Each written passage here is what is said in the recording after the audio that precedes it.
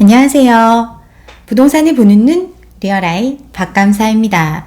요즘 영끌들 잠 못 이루고 있는 밤이 계속되고 있는데 굉장히 심리적으로 후달리고 있어요.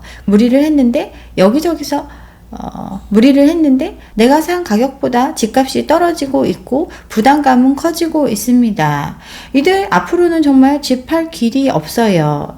주택시장이 초양극화 현상을 보이고 있다고 요즘 언론에서 많이 떠들고 있죠. 비싼 아파트들은 폭등하고 있지만 영끌들이 몰려가서 산 중저가 아파트는 가격이 속절없이 떨어지고 있다고 이런 기사들이 쏟아지고 있습니다. 금리 인상에 직격탄을 맞아서 급매물이 속출하고 있는데 팔리지가 않죠. 영끌에서 산 집인데 1, 2억씩 떨어지는 상황이 벌어지고 있고 내가 산 가격보다 훨씬 싼 매물들이 급증하고 있습니다. 초고가 아파트들은 인기가 계속되고 있다고 하는데 그동안 폭등했던 자산시장의 영향, 그 안에서 극소수는 돈을 벌었죠. 그들은 초고가 아파트 살 수 있습니다. 그치만 매우 극소수에 불과한 이야기인데 이걸 침소봉대해서 또 사람들을 자극하고 있어요. 초고가 아파트 인기가 가속화되고 있다고 50억 이상 초고가 아파트 거래가 전년 대비해서 3배나 증가했다고 하면서 돈 많은 사람 많다 이런 얘기를 합니다. 51건에서 158건으로 3배가 증가를 했어요. 3배라 하면 엄청나게 늘어난 것 같은데 코인 100만원어치 사서 1억 만든 사람들 일부 있죠. 그렇게 눈먼 돈 벌기 쉬운 시장이었기 때문에 그들 입장에서 이런 아파트 살 수 있습니다. 그치만 절대적인 숫자로 보면 158건밖에 안 됩니다. 특히 한남더일 나인원 한남 이 거래가 주를 이뤘다고 하는데 나인원 한남 같은 경우는 임대 후 분양전환 아파트였죠. 이게 분양전환 되면서 그만큼 수치가 확대 해석된 경향도 분명히 존재합니다. 이 기사의 주된 내용은 초고가 아파트 분양을 위한 광고라고 볼 수 있어요. 루시아 청담 아페르파크 초고가 아파트 분양에 높은 관심이 예상된다고 하면서 약 5천억에 달하는 아파트를 팔기 위한 광고와 같죠. 지드래곤도 100억 넘는 아파트 현금으로 샀다고 초호화 아파트 시장은 화랑이라고 이야기하면서 벼락부자 된 사람들을 끌어모으기 위한 광고를 뿌리고 있습니다. 그들만의 리그를 위한 광고 기사인데 이거 보고 아직도 희망을 갖고 기대하는 사람들도 있습니다. 근데 영끌한 사람들의 현실은 그게 아니죠. 이자 400만원이 840만원이 됐습니다. 2%대에 2억 빌려서 1년에 400만원 갚았었는데 이게 1년도 안 돼서 2배로 늘어났습니다. 원금 상환은커녕 이자 갚는데도 지금 후달리고 있죠. 제가 영상을 통해서 꾸준히 강조해 왔던 내용, 그렇게 비싼 돈을 주고 집 살 사람 많지 않다는 걸 주로 얘기를 했는데 15억 초과 대출이 막히고 나니까 중저가 아파트가 시장을 주도하는 모습을 보였습니다. 특히나 영끌이라는 형태로 꺼져가는 시장에 미래 수요가 참여하면서 과열된 양상을 보였어요. 코로나 팬데믹으로 풀린 유동성을 타고 막차를 탄 영끌들이 굉장히 많았죠. 또 오를 곳은 오른다, 오늘이 가장 쌀 때다 이런 말로 꼬드기는 사람들, 이런 거에 동요돼서 공포와 탐욕이 뒤섞이면서 많은 미래 수요가 들어왔습니다. 그리고 그걸로 끝이 났어요. 영끌들 정말 잘했을까요? 이제 그들은 집을 팔 수가 없습니다. 작년에 2030 영끌족 아파트 매입 비중이 최대치를 기록을 했고 서울 같은 경우 40% 넘게 2030이 아파트를 샀습니다. 2030 같은 경우는 시드머니를 모을 절대적 시간이 부족한 세대들이죠. 대부분 저금리에 기대서 받을 수 있는 모든 대출을 끌어모아서 집을 샀습니다. 이들이 20년, 21년에 아파트 상승장을 주도한 세대입니다. 그들이 산 가격 남들보다 훨씬 비싸게 샀죠. 노도강 금강구의 아파트, 예전에 2, 3억 하던 아파트를 5, 6억 주고 샀습니다. 패닉 바잉인지 아니면 욕심인지 정확한 판단을 할 수는 없지만 그들은 외곽의 아파트를 비싼 값을 주고 매입을 했어요. 그 결과 1, 2년 사이에 2배 넘게 올랐죠. 이렇게 젊은 세대가 패닉 바잉 할 때 전문가들은 부추겼습니다. 올해가 지나도 계속 오를 거니까 늦기 전에 집 사라고 했고 그들의 말을 순진하게 믿었던 영끌들은 비싼 값에 집을 샀습니다. 계속 꺾이지 않을 거라고 얘기를 했고 노도강 아파트가 10억까지 올라가는 등 정말 그들의 판단이 옳았다고 느낄 환상을 심어줬어요. 그치만 현실은 그게 아니죠. 불과 몇 달 사이에 시장의 상황은 완전히 달라졌습니다. 매물은 느는데 매수세는 사라졌죠. 그들이 마지막이었어요. 노도강 같은 경우는 70% 넘게가 하락 거래를 보이고 있죠. 기사에서 예를 든 단지 올해 2월에 5억 9천 했었는데 3개월 만에 4억 2천으로 30% 가까이 집값이 하락을 했어요. 그렇게 낮추지 않으면 팔리지가 않는 거죠. 주택 거래량은 지금 바닥을 치고 있습니다. 재작년에 가장 많은 거래량을 보이고 그 이후에 점점 거래는 사라져 버렸어요. 올해 들어서는 작년, 재작년에 절반도 안 되는 수준의 거래만 보이고 있죠. 영끌이 주로 간 노도강 같은 경우 대출이 가능하다면서 달려갔는데 그들의 마지막으로 거래는 끝이 났습니다. 꼭지점의 영끌들이 엄청난 빚을 지고 이 집을 끌어안고 있는데 이제 이 집을 사줄 사람이 사라졌습니다. 대출은 이제 안 나오죠. DSR 3단계가 다음 달부터 시행이 돼요. 연소득 5천만 원 되는 사람이 2.5% 금리 하에서 빌릴 수 있는 돈이 3억밖에 안 됩니다. 30년 만기로 하면 4억 정도 대출받을 수 있고 예전만큼 대출을 받으려면 50년 정도로 대출 기간을 늘려야만 가능한 일입니다. 이것도 금리 2.5%를 가정했을 때 얘기지 지금 금리는 계속 올라가고 있죠. 금리가 올라가면 소득 대비해서 감당해야 되는 원리금이 커지기 때문에 더 빌릴 수 있는 한도는 줄어들 수밖에 없어요.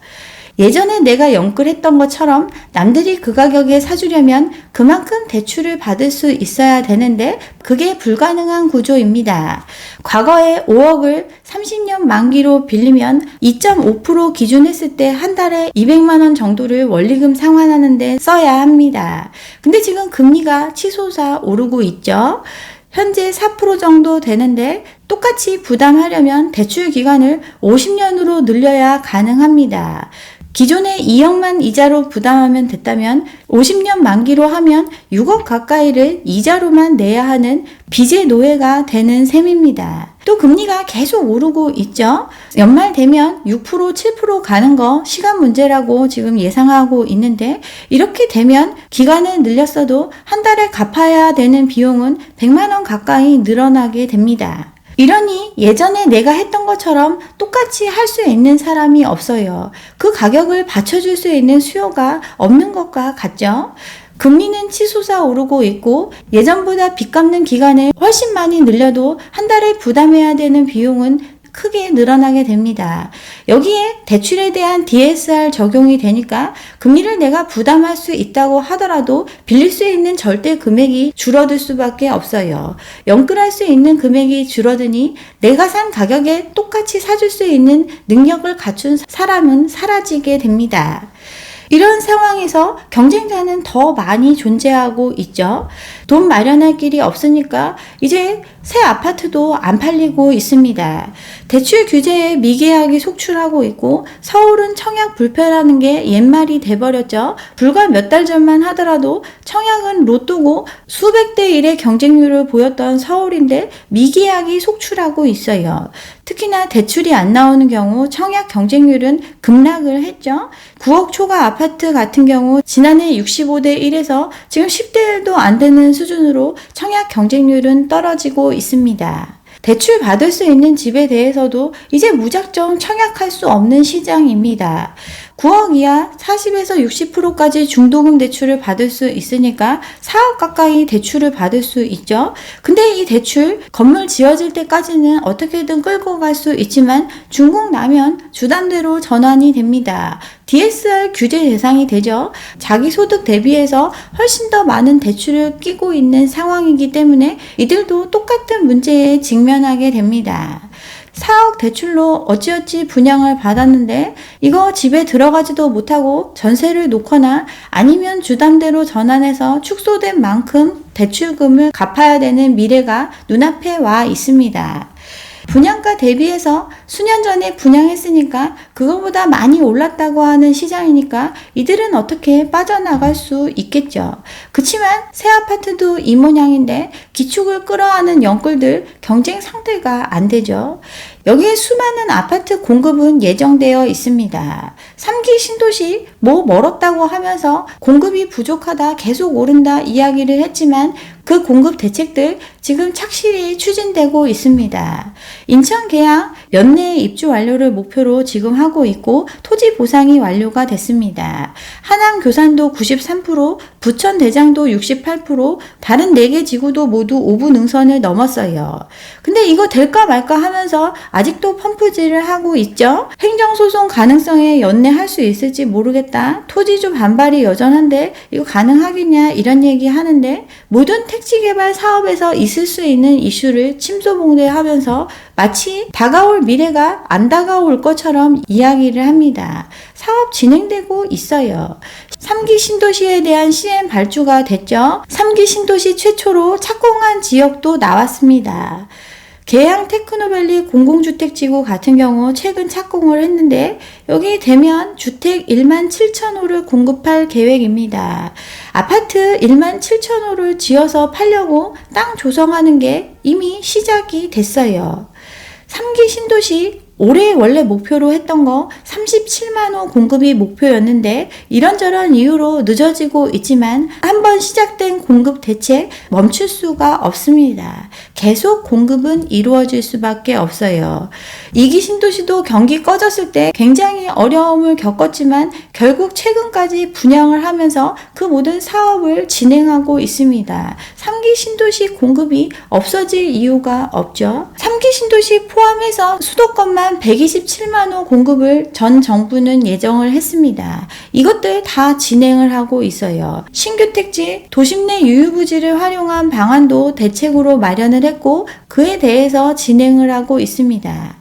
여기에 서울시장 재선됐죠. 신통기획이라고 하면서 재건축 재개발 사업을 훨씬 더 빨리 진행할 수 있도록 서울시 차원에서 도와주겠다. 이 정책도 펴고 있습니다. 그동안 공급이 없다고 했지만 정말 많은 물량이 공급돼 왔습니다. 지난 정부 공급 물량 역대 최고 수준으로 공급이 많이 됐어요. 사람들이 그렇게 선호한다던 신축 아파트로만 20만 호가 수도권에 공급이 됐고 서울 같은 경우 44,000세대가 공급이 됐습니다. 지금 멈추지 않고 계속 공급을 하고 있어요. 집값이 정권 바뀌는데 지대한 역할을 했기 때문에 새로 들어선 정부도 공급 정책을 멈추지 않고 있습니다. 250만 호 플러스 알파라고 지금 윤 정부가 추진하는 게 이거죠. 새 아파트의 공급, 계획된 물량, 또 추가적인 물량 끊임없이 시장으로 들어올 상황입니다. 여기에 기존에 아파트 갖고 있었던 사람들도 꼭 쥐고 있던 집을 계속 쏟아내고 있죠. 보유세 덜 내려고 처분하려고 했던 사람들 매물을 걷어들이지 않고 계속 내놓고 있습니다. 양도세 중과 1년 동안 한시 배제 조치가 시행이 되니까 서울은 10% 넘게 매물이 늘어났어요. 제가 기존 영상을 통해서 매도인의 종류를 셋으로 나누어서 설명을 드렸는데 제1 매도인 계속 새로운 아파트를 지어서 팔고 있습니다. 경기가 안 좋을 때 여러 채를 매집해서 사놨던 제2 매도인들도 지금 물량을 풀어내고 있어요. 근데 제1 매도인 물량도 이제 안 팔리고 있고 제2 매도인 물량도 시세보다 싸야 팔리고 있습니다. 근데 가장 비싼 값을 산 제3 매도인 영끌한 사람들의 주택 팔릴 수 있을까요? 제1 매도인 같은 경우 지금 분양가 상한제 보완해서 인플레로 올라간 공사비 보전해 주겠다고 하니 손해볼 일이 없습니다. 이들은 꾸준히 아파트를 지어내고 또 팔 수 있습니다. 제2 매도인 같은 경우 양도세 완화해 준다고 하니까 기회를 보고 있다가 지금 물량을 풀어내고 있어요. 매물이 쏟아지는 게 그 증거죠. 하락을 해도 이들은 손해보지 않습니다. 이들은 과거에 싼 값에 아파트를 사놨기 때문에 지금 영끌이 산 가격보다 1, 2억 낮춰도 절대 손해보지 않는 사람들이에요. 그러니 매물이 시중에 많이 나오고 이렇게 상대적으로 저렴한 아파트만 팔리는 시장입니다. 영끌한 제3 매도인 설 자리가 없어요. 이게 냉혹한 현실이죠. 삼성전자에 비유하면 85층에 갇힌 개미와 같습니다. 라면의 만두도 사치라고 하죠. 삼성전자 10만 전자 가능하다고 계속 언론에서 펌프질을 했고, 그래서 7, 8만 원대에 이거 싸다고 하면서 들어온 개미들이 워낙 많이 있습니다. 근데 가격이 속절없이 떨어지고 있죠. 손절을 못하니까 빚내서 물타기 하면서 신용으로 더 매집을 했어요. 근데 맥을 못 추고 계속 주가는 하락하고 있습니다.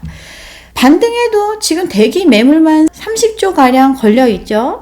외국인과 기관이 사주지 않고 팔기만 하니까 6만원대를 벗어나지 못하고 있고, 조금만 손실 보고 탈출하고 싶은 사람들이 목 베고 기다리고 있습니다.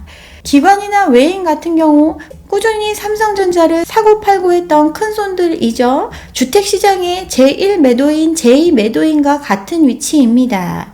싼 값에 샀으니 그만큼 룸이 있고 팔 수 있는 입장에 있어요. 근데 빚내서 고가에 물려있는 개인 같은 경우는 팔지도 못하고 지금 벌벌 떨고 있죠. 노도강을 영끌한 재산 매도인과 똑같은 입장에 있습니다. 그들은 가장 고점에 매수를 했고 그들이 사준 본전에라도 사줄 사람이 이제 없습니다. 그러니 지금 떨고 있는 거죠. 금리는 계속 올라가고 있죠. 인플레가 장기화되고 있으니까 그냥 금리를 올리는 게 아니라 빅스텝으로 전 세계가 금리를 올리고 있습니다. 미국, 캐나다, 뉴질랜드 다 0.5% 올렸죠. 우리나라도 5%대의 물가 상승을 보이면서 공격적인 금리 인상 가능성이 나오고 있습니다. 금리 인상의 기조 변하지 않습니다. 인플레를 오판했고 이로 인한 충격이 크기 때문에 그 책임 소재만 논할 뿐이지 이 사태를 해결하는 길이 긴축 말고는 없다라는 거에 다 동의하고 있어요. 금리 인상을 쉬어야 할 근거가 없다고 연준 부의장도 이야기를 했죠. 다음 회의에서 똑같은 페이스로 진행하는 게 적절하다고 빅스텝을 이어가겠다고 이야기를 했습니다. 물가 오름이 계속되고 있고 국제 유가가 150달러 넘을 수도 있다라는 전망이 나오니 이 긴축의 기조는 꺾일 수가 없어요. 영끌은 이제 아예 기회가 없습니다. 절대 팔 수 없는 이유, 순서가 그들한테까지 오지를 않아요. 마치 삼성전자 주가가 회복될 때까지 버티겠다, 그들의 마음처럼 버티고 있지만 그 전에 고사 위기에 처할 수밖에 없는 게 현실입니다. 네, 여기까지 오늘 준비한 내용이고요. 오늘 제 영상이 좋았다면 좋아요와 구독 잊지 마시고 다음 영상도 함께 해주시기 바랍니다. 감사합니다.